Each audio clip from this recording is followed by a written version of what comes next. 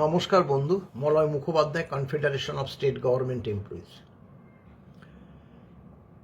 দেখুন, আগামী সোমবার অর্থাৎ 22 তারিখ রাজ্য বাজেট। সার্বিকভাবে কর্মচারী সমাজ ওই দিনটির জন্য অপেক্ষা করে আছে। থাকারই কথা, কারণ সকলেই জানেন যে 1 জুন মাননীয় মুখ্যমন্ত্রী আমাদের সঙ্গে এই যে ডিএ বিষয়ক বিগত যে পঞ্চম বেতন কমিশনের বকেয়া ডিএ এবং বর্তমান ষষ্ঠ বেতন কমিশনের বকেয়া ডিএ নিয়ে বিস্তারিত আলোচনা হয়েছে এবং মাননীয় মুখ্যমন্ত্রী বিভিন্ন সভাতেও বলেছে যে আগামী 22 তারিখ সরকারি কর্মচারীদের যে বর্তমান যে 42% ডিএ বাকি আছে তার বেশ কিছুটা অংশ তিনি দেবে, সেটাই মনে করছে সরকারি কর্মচারী সমাজ মনে করছে। এবং এটা নিয়ে সোশ্যাল মিডিয়া বলুন, বিভিন্ন সংবাদ মাধ্যম বলুন, তারাও কিন্তু এই ব্যাপারে বিস্তারিত ব্যাখ্যা দিচ্ছেন, যার যেরকম মনে হচ্ছে। আজকে একটা দৈনিকে একটা সংবাদ বেরিয়েছে এবং তা ভাইরালও হয়েছে, রাজ্য কর্মীদের জন্য কি 12% ডিএ। কারণ তারা জানে যে এই যে সোমবার রাজ্য বাজেট নিয়ে একটা জল্পনা তৈরি হয়েছে। এখন দেখুন, কেন এই ব্যাপারটা নিয়ে আমরা এতটা উদ্বিগ্ন, তার তো একটা কারণ অবশ্যই আছে। যে সংকল্পপত্র মাননীয় যে বিজেপি সরকার আসার আগে প্রধানমন্ত্রী বলুন, স্বরাষ্ট্রমন্ত্রী বলুন বা মুখ্যমন্ত্রী বলুন, তারা তো পরিষ্কার ভাষায় বলেছিলেন যে 45 দিনের মধ্যে ডিএ এবং বেতন কমিশন তারা লাগু করে দেবে। 22 তারিখ যে ষষ্ঠ বেতন কমিশন তার ডিএটা ঘোষণা করতে চলেছেন। মুখ্যমন্ত্রী বলেছে আমরা কিন্তু যেটা চাইব সেটা হচ্ছে ওই যে বকেয়া 42% মর্গ ভাতা, সেটার পুরোটাই। আমরা 12% চাইব না, আমরা 18% চাইব না, আমরা 42%ই দাবি জানাচ্ছি। অনেকে হয়তো বলবেন, বাপ রে বাপ, আপনারা 42% দাবি জানাচ্ছেন। অবাস্তব কিছু নয়, কিন্তু 42% দাবিটা কিন্তু অবাস্তব কিছুই নয়। তার ব্যাখ্যা আমি দিচ্ছি।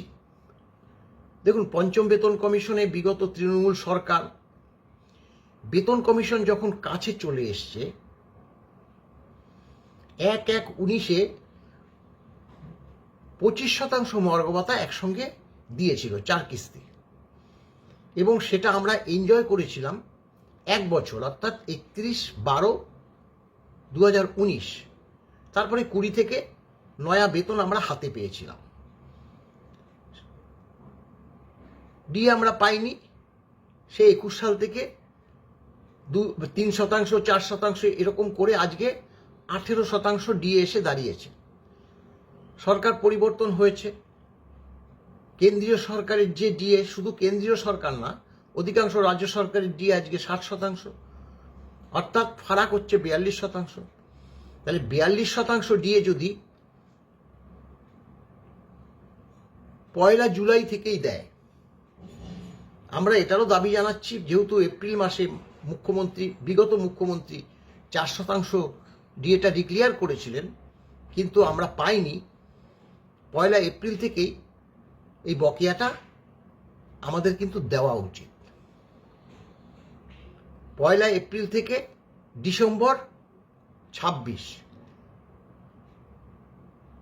কারণ 1/1/27 থেকে নতুন বেতন কমিশন লাগু হচ্ছে।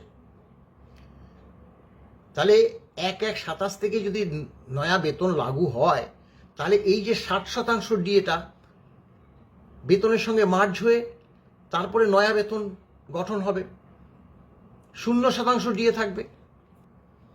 তাহলে 42% ডিএটা কিন্তু আমরা এনজয় করছি। জুলাই থেকে দিলে 6 মাস, এপ্রিল থেকে দিলে 8 মাস, আর ওখানে 25% ডিএটা কিন্তু আমরা পেয়েছিলাম 12 মাস। তাহলে দেখুন সেটা কিন্তু হরে ধরে প্রায় একই। 12 মাস 25% পেয়েছিলাম, 42% 6 বা 8 মাস পাবো। ফারাকটা কিন্তু বেশি থাকবে না। নয়া সরকার এসছে এবং 42% যদি এখন তার যদি 12%, এই যে আজকে যে খবরের কাগজের সংবাদপত্রতে প্রকাশ পেয়েছে 12% কি ডিএ পেতে চলেছে, তাহলে 12 যদি পাই তাহলে 18 আর 12-তে গিয়ে দাঁড়ালো 30%, অর্থাৎ আরো 30% বাকি থাকবে তখন।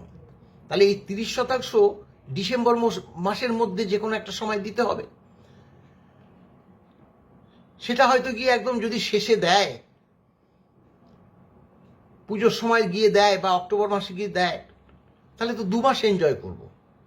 আমাদের তাতে কিন্তু খুব একটা বেশি লাভ হবে না। 42% ডিএটাই রাজ্য সরকার ঘোষণা করুক, আমরা কিন্তু এটাই চাইছি। তো পঞ্চম বেতন কমিশনের যে বকেয়া ডিএ সর্বোচ্চ আদালতের নির্দেশ অনুসারে, সেটা কিন্তু সরকার আমাদের কাছে এখনো তুলে দিতে পারেনি। আপনারা সকলেই জানেন যে এক শ্রেণীর সরকারি কর্মচারীরা এই সরকারের নিয়ম অনুসারে কিছুটা ডিএ দিয়ে থাকলেও কলকাতা কর্পোরেশন এলাকায় যারা বসবাস করে তারা এখনো পায়নি গ্র্যান্ট ইন এইডের কর্মচারীরাও।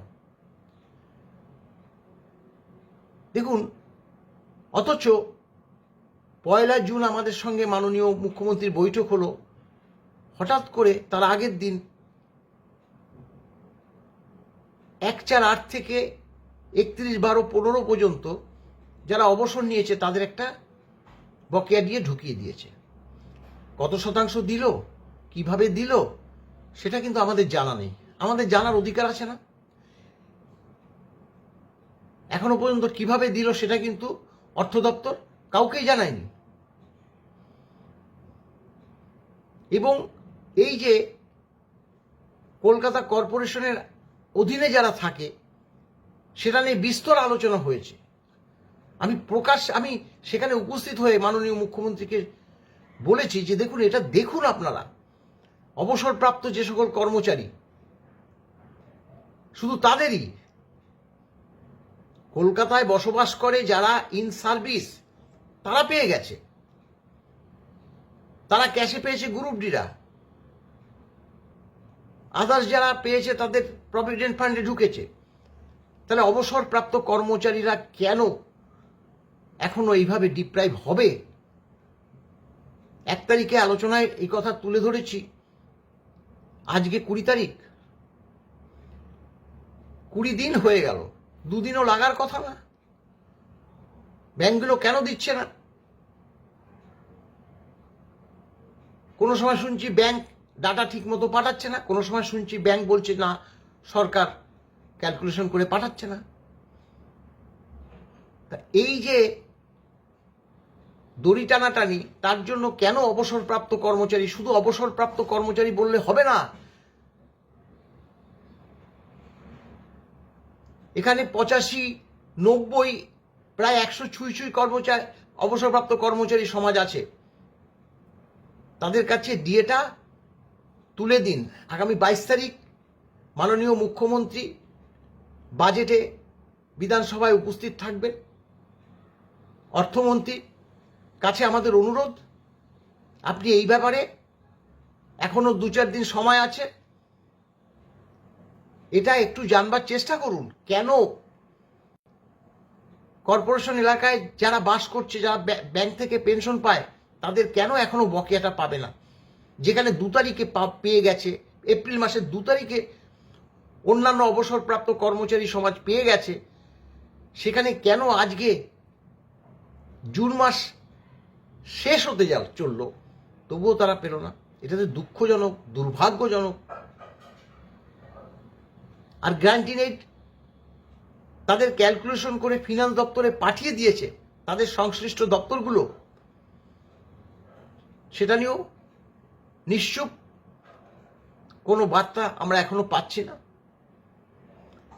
এই দুটো ব্যাপার কিন্তু আপনারা দেখুন। দুর্ভাগ্য এখন সর্বোচ্চ আদালত বন্ধ, না হলে আমরা সেই আদালতের দরজায় খটখটাতাম। আমাদের দিয়ে দিতেই হবে all India consumer price index অনুসারে। সেখানে সরকার